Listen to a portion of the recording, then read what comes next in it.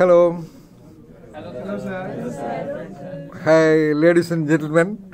Hi, sir. The future creative leader managers of this, from Chandragupta Institute of Management, Patna. We are now going to talk about the core of whatever that most puzzling, most confused phenomenon called ethics. Okay? And unlike ethics classes in other institutions in the world, where the subject matter of ethics is mostly discussed, the theories of Plato or Aristotle or the Guna theory of and other perspectives of the East, especially India, are discussed, which are available in plenty in good books. Of course, we have also in the library. Okay? We are dealing with what? Ethics. The ethicalness, being ethical in our life. Okay? You are interested in that? Yes. That means not knowing the subject of ethics, but doing ethical. But being ethical, right? Yes. So the fundamental theoretical structure would be like this. So ethics is connected with the knowing and the doing and the being. Okay? So you should have good knowing or complete knowing. You should be good in your doing. You should be, or a person should be good or right or correct in his or her doing,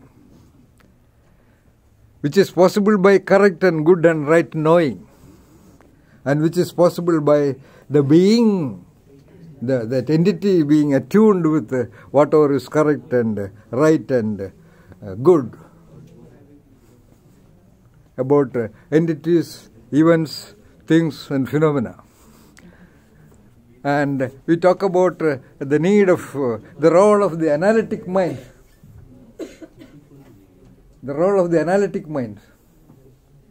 It is because of that inherent analytic program of the entity that human beings becomes spontaneously sensitive to the issues of good and bad, right and wrong.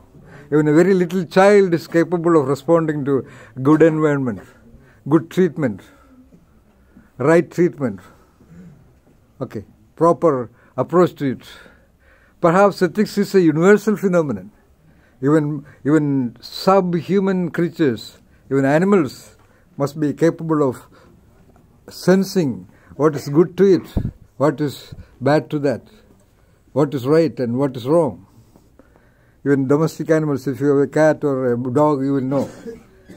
They are able to sense the good so that they can have the company of their own kind of beings, or they can avoid the bad and injurious animals.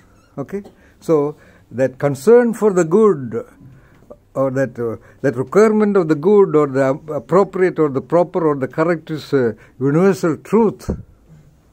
That's why this so-called perspective of ethics is extremely important. Every one of you is actually trying to have something good in your life. That's why you have chosen to do your management program. Okay?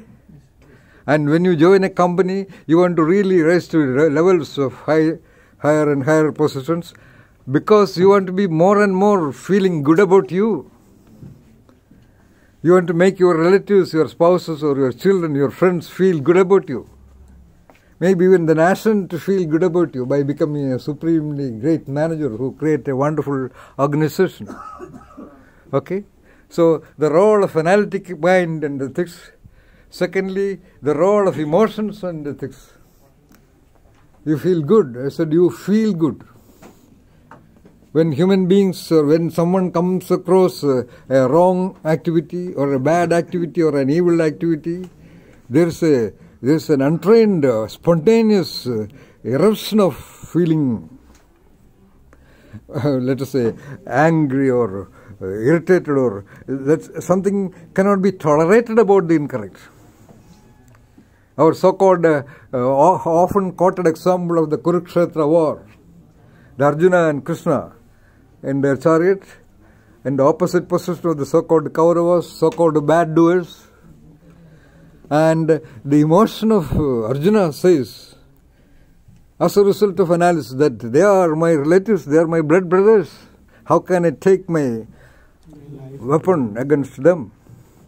Then the esteemed mystic, the great mystic Krishna, is very gently explaining to him to change his mind. And to change his mind, we can say a good mind, let us say so, that I don't want to take arms against them. Let us say it is something good. But that good is very gradually turned into a reaction of anger. Take the arms to kill them. Okay? So, entire history, you can say, entire history of the world is nothing but a story of the fight between the good and the bad, the right and the wrong, and the correct and the incorrect. Agreed? So, the connection between emotions, that's why you have to be really good in your next point, okay? You have to be good you have to be good in your expressions, in your responses, in your behaviors, in your actions, in your relationships, and in your dialogues. Okay?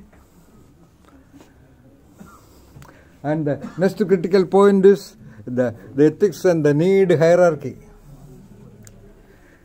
A lot of people in the society do the so-called bad things or evil things, like manipulation of people, okay, food adulteration, then bribery, and then various forms. You take the newspaper every day, you can see minimum 5 to 6 reports on so-called bad activities, people in high positions doing corruptions of various kinds, manipulations of various kinds, and get caught or get punished and things like that. All kinds of leaders. When we talk about leadership, all kinds of leaders, political leaders, government leaders, organization leaders, institutional leaders, even religious leaders are doing a lot of so-called unethical activities. Though understanding the unethical activities is a natural consequence of the human engines, still they do unethical activities. That's a problem of their need hierarchy. You know, the need hierarchy. The lowest in the hierarchy, they will do unethical things to manage their food or shelter or basic requirements. And you know very well that the reported crimes based on sex, so-called leaders, including top leaders of organizations or even religions, have been caught and arrested and punished for so-called sexual crimes. Okay. Then the crimes based on belongingness. I want this. A lot of social conflicts happened because of the so-called relationship issues. Then manipulations to achieve self-esteem, and finally there is a state possible where self-realization, which we are talking about, the need for realizing that operating self, the ultimate good. So that this is the basic framework of ethics we are trying to understand at ethics sessions in Chandragupta Institute of Management, Patna. Okay? Thank you for listening.